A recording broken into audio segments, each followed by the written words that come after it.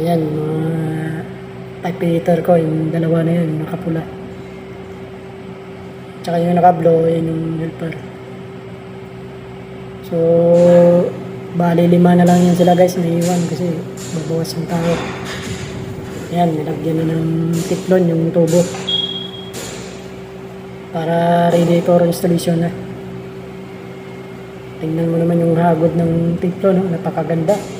Ano masabi? Talagang veteranong type yan. Mga gumagawa ng ganyan. Nalagay pala namin guys sa chain vise para yung tubo, pag nilagyan mo ng teflon, hindi siya nagalaw.